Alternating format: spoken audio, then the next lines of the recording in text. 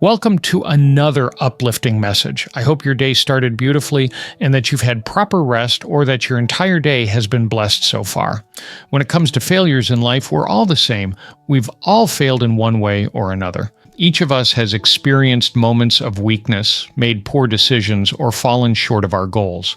Whether through small mistakes or significant moral failures, we all know what it feels like to disappoint ourselves and others. Think about it. Have you ever found yourself feeling overwhelmed by past mistakes? Have you wondered if you could ever move beyond your failures? These are universal human experiences that connect us all.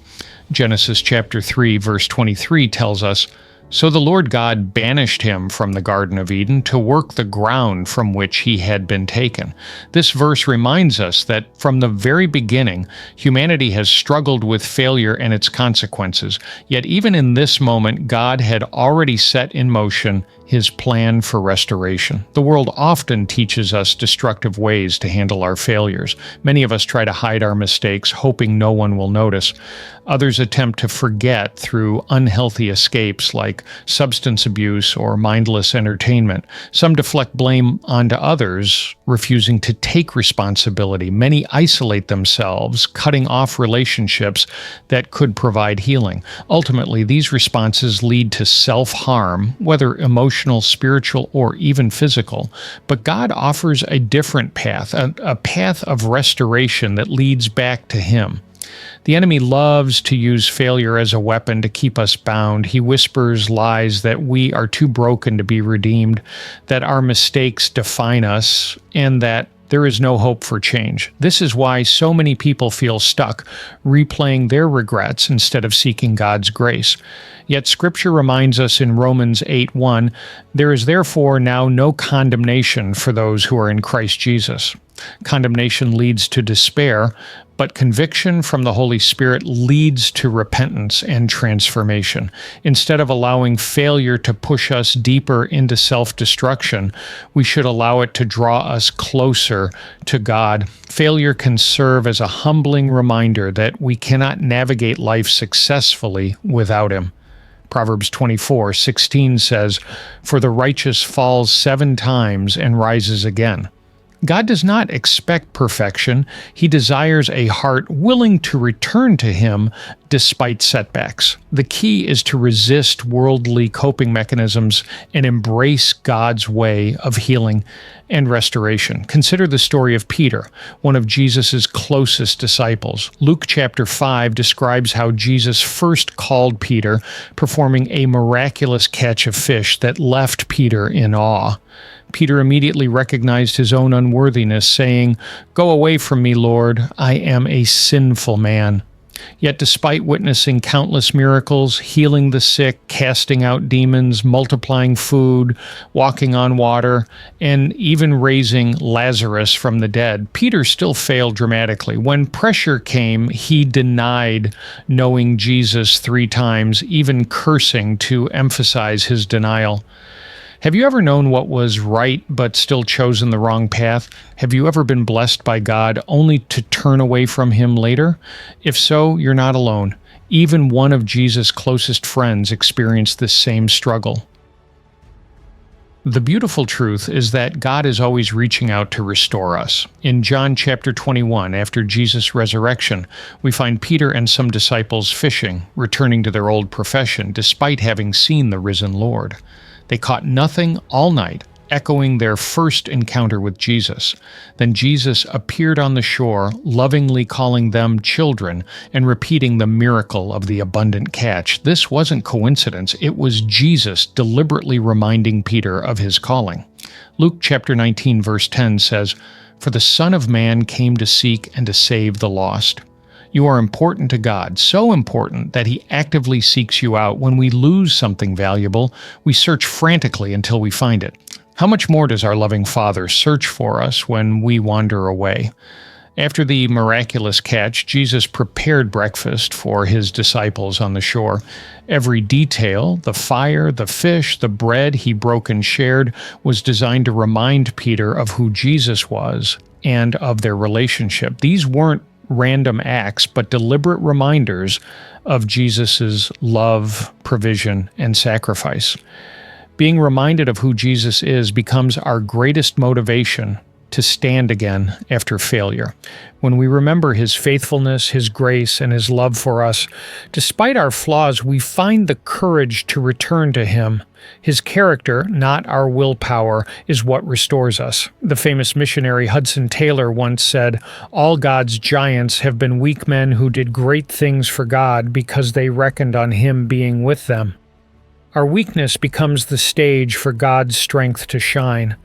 God's restoration includes not just gentle reminders, but also loving rebuke. After breakfast, Jesus asked Peter 3 times, "Do you love me?"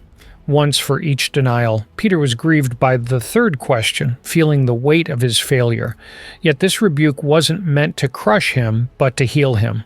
True love includes correction. Hebrews chapter 12 verses 5-6 tells us, "My son, do not regard lightly the discipline of the Lord, nor faint when you are reproved by him. For those whom the Lord loves, He disciplines, and He scourges every son whom He receives." God's discipline often comes through the consequences of our actions, the shame of being caught, the rebuke from those we've hurt, emotional pain, damaged relationships, and sometimes even physical suffering. These consequences aren't punishment, but loving discipline designed to bring us back to Him. When God disciplines us, we should respond with the 3 A's. First, admit your sins specifically to God. Like David in Psalm 51, confess exactly what you've done wrong without excuses or minimizing. Second, accept the consequences. This is harder but crucial. Willingly embrace God's discipline as part of His loving restoration. Third, abide in Christ through the pain. Stay close to Him, drawing comfort from His presence even when the process hurts. The most beautiful part of God's restoration is that He doesn't just forgive, He recommissions us for service. 3 times Jesus told Peter, "Feed my lambs, shepherd my sheep, tend my sheep." Despite Peter's failure, Jesus restored him to his calling and purpose. Even when Jesus warned Peter about the difficulties ahead, that he would eventually die for his faith, the command remained the same. Follow me. No matter how difficult the journey, the call to follow Jesus never changes. Broken people who humble themselves make a great impact in God's kingdom. Our brokenness becomes beautiful when we surrender it to the Lord, allowing Him to transform our failures into testimonies of His grace.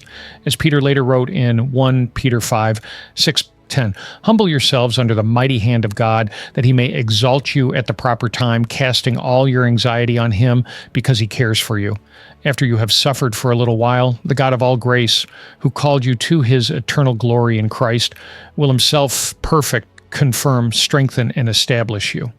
The phrase, "after you have suffered for a little while," is significant. Sometimes restoration is a process, not an instant event. We may struggle with the consequences of our failures, but God is refining us in the process. Just as gold is purified through fire, so our faith and character are strengthened through the trials we endure. No failure is beyond the reach of God's grace. The enemy wants us to believe that we are too far gone, but God's mercy triumphs over judgment, James 2:13. Your imperfections do not disqualify you. They position you for a testimony of God's redeeming power. Maybe you're hearing this message today and realizing you don't have a real relationship with Jesus. You know about Him, but you don't know Him personally. Without Jesus in your heart, true restoration is impossible. I invite you to humble yourself today and receive Jesus wholeheartedly as your Lord and Savior. Or perhaps you already know Jesus but have drifted away. You've made mistakes that still haunt you, or you're currently living in sin that you know is wrong. God is actively reaching out to you right now, reminding you of who He is, lovingly rebuking you, and wanting to recommission you for His purposes. Remember, there is no mistake that God's grace cannot restore. He is the God of all grace who restores, establishes, and strengthens. Run back to Jesus today. I'd love to hear your thoughts in the comments. How has God restored you after failure? What encouragement would you give to someone who feels beyond hope? Please like, share, and subscribe to this channel for more uplifting content. Have a great day, and God bless.